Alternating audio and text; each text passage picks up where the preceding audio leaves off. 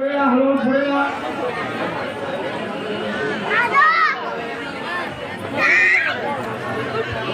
पुढे या. तुम्हाला फोटो पाहिजे दर्शन झाल्यानंतर काढू शकता तुम्ही. रात्री 1 नंतर ते सकाळी 5 वाजेनंतर तुम्हाला 108 थीम दाखवल्या जाते. आता सध्या शो अभावी तुम्हाला जरा गाईड करावं लागते.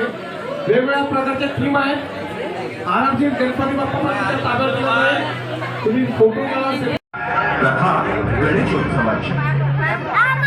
श्री गणेशांचे प्रथम दर्शनी रूप पाहिले तर त्यांचे गजरूपी विशाल मस्तक आपल्याला मोठ्या विचारांचे प्रतिनिधित्व करताना दिसतात. त्याचवेळी त्यांचे लहान डोळे तीक्ष्ण दृष्टी आणि एकाग्रतेचे प्रतिनिधित्व करतात. आज पुण्याचे ग्रामदैवत म्हणून श्री कसबा गणपतीची ओळख आहे. पुण्याच्या सार्वजनिक गणेशोत्सवात कसबा गणपतीला मानाचे पहिले स्थान आहे. शिवाजी महाराजांनी बालवयातच पुण्यात पहिला गणेशोत्सव सुरू केला. त्याची वाढ प्रतिपश्चंद्र रेखेवर म्हणजे सतत वाढतच राहिली. शहाजी राजे भोसले यांनी 1636 साली पुण्यात लाल महाल बांधला. तेव्हा जिजाबाईंनी या गणरायांच्या स्थापनेसाठी मंदिर बांधले. जिजाऊंना स्वप्नात गणपतीने दृष्टांत दिल्याने त्यांनी या गणपतीची स्थापना केली असे म्हटले जाते. श्री गणेश हे पेशव्यांचे कुलदैवत. पेशव्यांच्या काळातही गणेशोत्सव धूमधडाक्यात आणि मोठ्या प्रमाणात साजरा होत असे. जेम्स वेल्स हा एक चित्रकार जेव्हा पुण्यात आला तेव्हा गणेशोत्सवाचे दिवस होते. गणेशोत्सवकालीन चैतन्यमय आणि लगबगीच्या वातावरणाने जेम्स वेल्स अक्षरशः जिंकून गेला. संपूर्ण पुण्यात गणेशोत्सवाच्या निमित्ताने करण्यात आलेली आरास, वाड्यातील दिव्यांची रोषणाई सोबत विविध पक्वानांचा दरवळणारा घुमघुमाट अशा वातावरणाने जेम्सला मोहून टाकले. पेशवेकालीन गणेशोत्सवाच्या नोंदी असलेली अस्सल कागदपत्र आज उपलब्ध नाही, पण जेम्स वेल्सच्या डायरीतून तत्कालीन गणेशोत्सवांची एक झलक आपल्याला दिसून येते.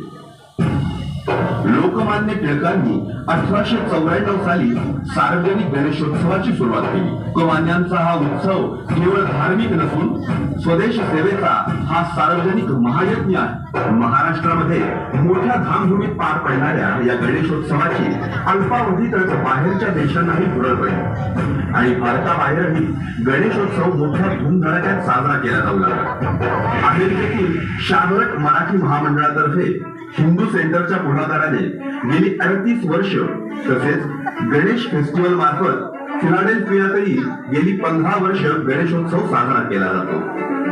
ऑस्ट्रेलियातील टायटेनियम सिक्युरिटी एरिना या भव्य इंडोर स्टेडियम मध्ये ढोल ताशांच्या गजरात गणेशोत्सव पार पडतो आणि विशेष म्हणजे या गणेशोत्सवाची श्रींची मूर्ती खास लालबागहून मागवली जाते.